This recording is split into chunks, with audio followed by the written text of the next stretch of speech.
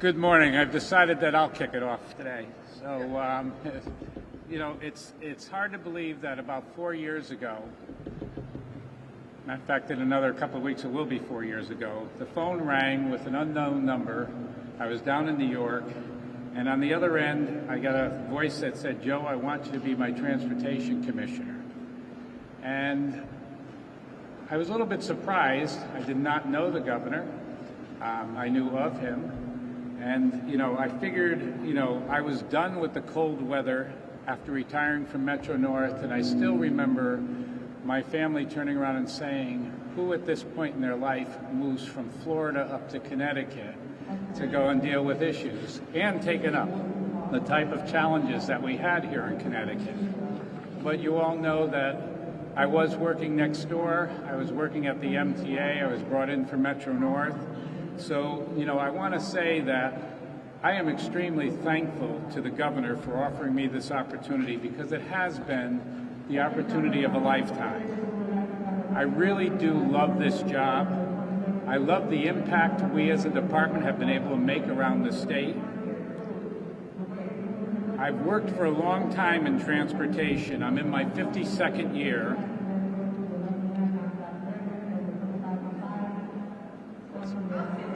No, it's okay. It's music to my ears anyways. I'm in my 52nd year, and there's never been a more rewarding job than transportation commissioner. You touch every part of transportation: the roads, the highways, the bridges, the infrastructure, the ferries, the freight trains, the passenger trains, the buses. There isn't any part that you don't touch. And for that matter, the day never ends with all those systems that are going on. It was a privilege to lead this department. To the DOT team that I knew before I came here, thank you for welcoming me with open arms, being excellent in everything you do, and exemplifying what service means when you're providing service to others. You know, I came here, there were two deputies that I appointed, Mark Rolfe on the engineering side and Garrett Eucalitto, and I could not be happier with what we've been able to accomplish. Under the governor's leadership, we launched electric M8s on Shoreline East. We never stopped through the whole pandemic. And I'm talking every level of service, whether or not it's the rail service, the highway service, nothing stopped. We kept it all going. When other states were shutting down, we found a way to keep it going. And to our contractors out there as well that worked arm in arm with us to make sure that we kept this state moving and took advantage of opportunities to get more done than we could have ever done with the amount of traffic we had going on our roads. We have one of the densest corridors for both passenger rail service and for cars going on. And we made investments throughout the state reconnecting communities and creating safer streets. We kept public transit running so essential workers could continue their work on the front lines. And we've always been good stewards of the public money, delivering projects on time and within budget. We kept the roads clean and clear through inclement weather so workers can get on the road and people can travel safely. So DOT experience was incredible. My decision to leave the DOT would not have been possible had I not known that Garrett Eucalitto is here to step up and step in. No one is more passionate and committed to transportation equity, inclusion, and roadway safety than Garrett. I'd like to think that I may have taught him a thing or two about being the deputy commissioner, but the fact is he taught me from the moment I met him down at NGA down in Washington. And Garrett, I thank you for that. Thank you for the knowledge and the experience that led you to this moment to lead a great department.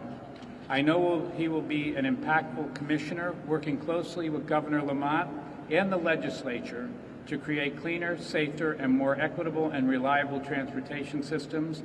I am extremely grateful to our federal partners, to our legislature, and if I haven't said it enough, to Governor Lamont, who's truly allowed us to make decisions, to work with us, and to keep us on the right path going forward and keep the state in a position that we did very, very well financially and are set to go forward. And Garrett Eucalitto is the right person to lead Connecticut DOT in the next chapter. Governor, I turn it over to you.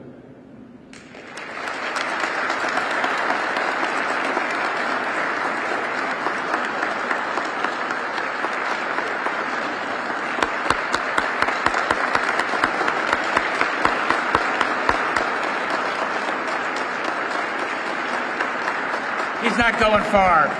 We're not going to let him go far. Yeah, 4 years ago, our train system was slowing down. A lot of people spilling out of trains, getting into the cars. Cars were getting to congest our highways, and Special Transportation Fund was running on fumes. And Joe Giulietti was down there in Florida. Figured, hey, you got some free time, we really need some help. And he convinced me early on, like immediately, this is a rail state, as you just heard him say.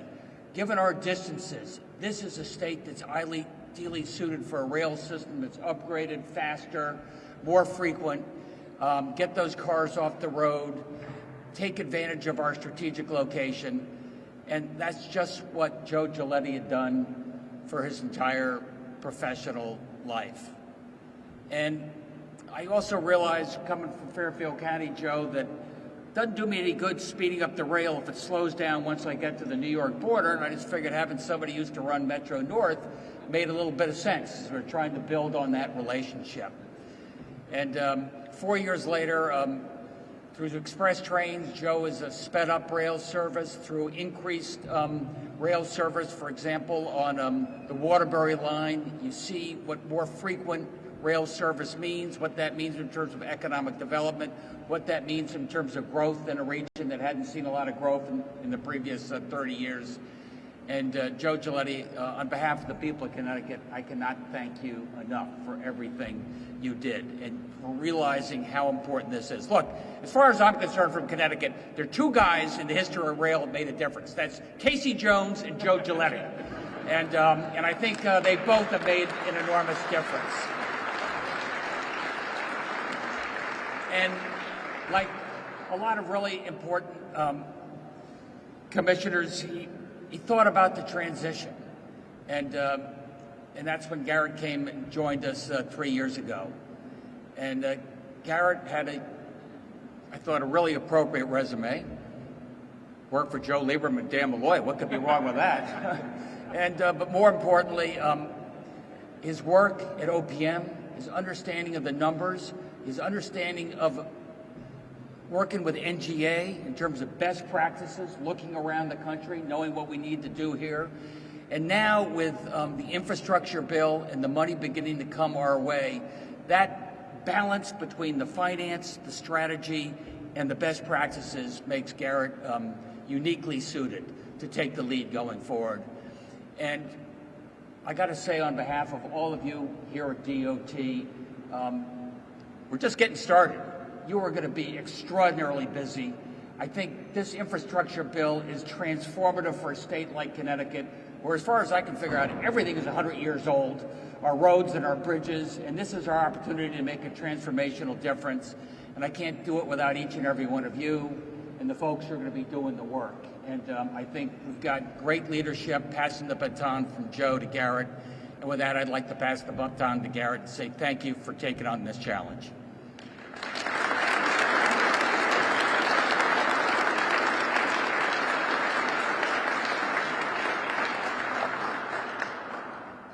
So thank you, Governor. First, I want to thank Governor Lamont for entrusting me with this incredibly important job and reiterate my commitment to work at 110%, work even later hours than I do now, which my staff and colleagues probably don't believe, on behalf of the state, the administration, and our agency.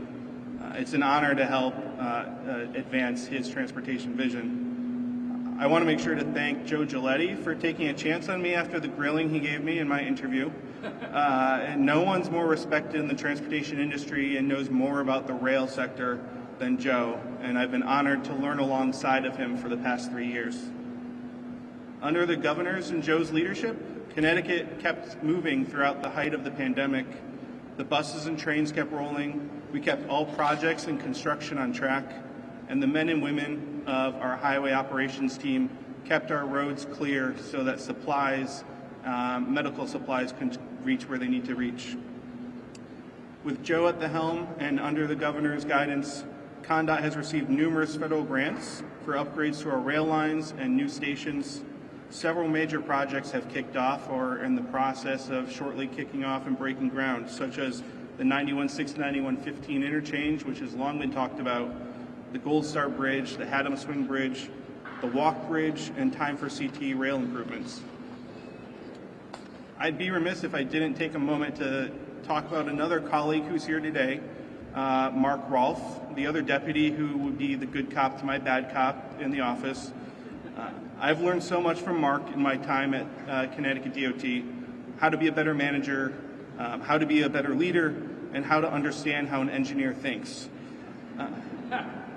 Mark's retiring next month after a 38-year career at the Connecticut DOT, having led some of the largest programs and projects in our state's history. So I think Mark deserves a round of applause today as well.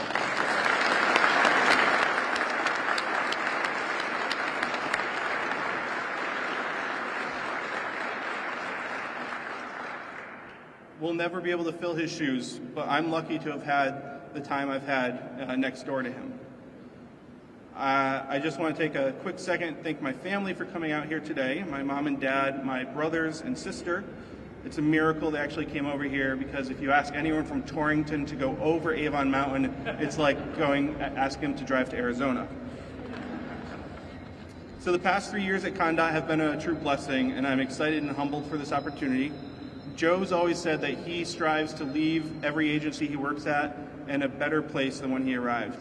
And that's my goal for my time at ConnDOT, to work day in and day out to ensure I leave ConnDOT and our state in a better place. I won't be able to do it without the help and support and advice of all of the ConnDOT team. Many of them are here today. The men and women who have never found a problem they couldn't solve, and who are the best colleagues a person could ask for.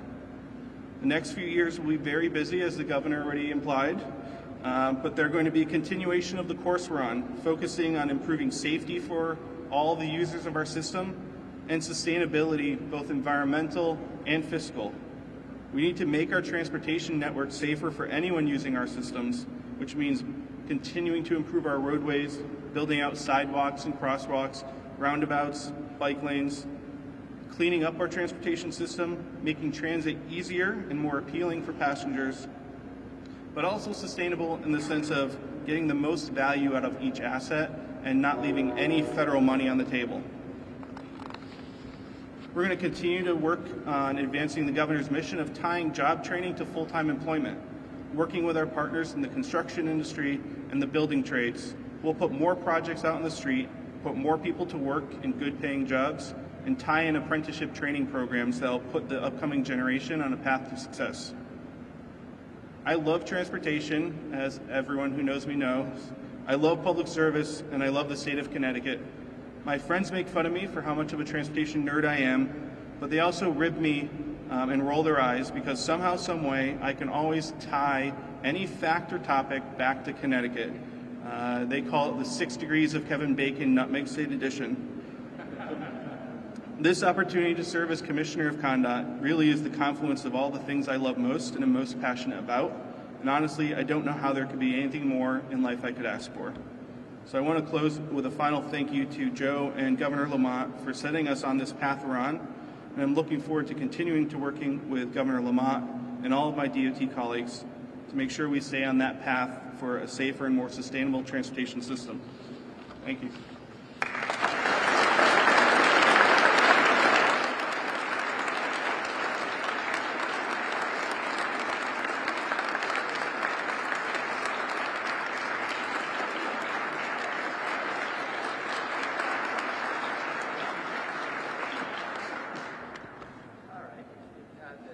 Congratulations. Let's get to some more difficult topics. This department has never been terribly sophisticated on the financial part. And a year ago, I talked to you, Commissioner, about what the department was trying to do. So give us an update on what you've been able to do as far as increasing the capacity to be more sophisticated in how you finance these things, you know, with RIF, TIFIA, and whatnot. Yeah, so last budget cycle, the legislature and the governor put forward a proposal to increase the DOT staffing by 206 people, bring up our authorized count up to over 3,500. And a large number of that was in our Finance and Administration Bureau. So we've actually started filling many of those positions, bringing in some new skill sets. We have our bureau chief, Bob Card, who is retired, but we're going to bring him back as a temporary retiree to help us stand up our Office of Innovative Financing, exactly to go after those TIFIA and RIF loans, to help bring in those alternative financing mechanisms.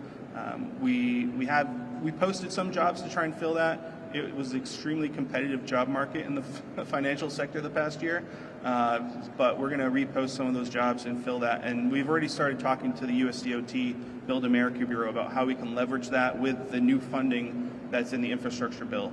Is the hiring process nimble enough for the state to compete for those jobs? There has been something of a history with OPM and DAS not always being, I guess, the best partners when commissioners are trying to fill jobs. So part of my day job is I go through every single position every single day now, and surprisingly, it's night and day compared to when I was at OPM. I will say there's a much better relationship between our sister agencies. The new process the governor's put us on with the job app system, electronically applying for jobs, is much better than last time I worked in state government, and they're getting approved really quickly. The hardest part is getting the people in the door. We're getting those jobs posted really quickly, which is the partnership with OPM and DAS. But then when we're short-staffed by 700 people, your pool of people who can conduct the interviews is smaller.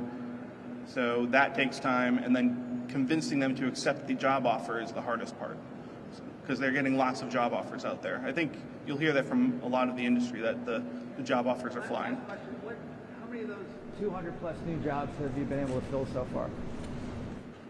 Brenda's here. I think we've filled around 150 of them. So.